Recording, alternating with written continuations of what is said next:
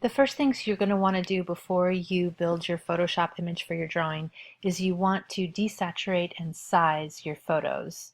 So to do that, you're going to open them up in Photoshop, and the first thing you should do is name it, and then decide where you're going to save it. Saving it as a JPEG is fine. And you want that quality to be maximum on 12, so you hit OK. And then you're going to come up to image size, and we're going to make these 8 inches wide by 10 inches tall, and the DPI on this is going to be 300. So we'll hit OK. Zoom in a little bit. Alright, so now our photo is sized the way that we want.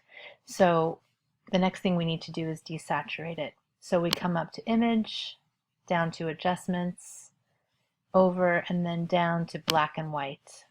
Hit OK.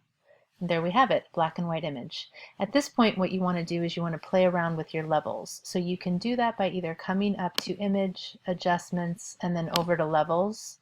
You've done this before with your eye project. Or you can use the menu right over here. Here's a shortcut to Levels there. So you're going to want to bring that white up to where you really see it on the graph. We want a nice amount of contrast between the hair and the background. We basically want the background to be as white as we can be. And the more contrast that we have between you and the background, the easier it's going to be for you to make your Photoshop doc. So then I'm going to take the black point and bring that in just so that there's a little bit more contrast.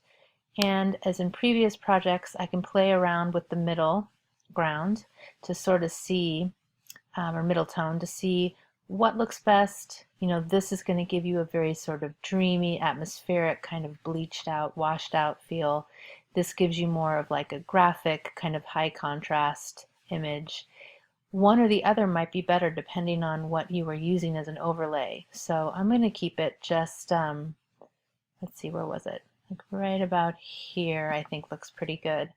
When you're satisfied with that, you can close that and then hit Save, Command S.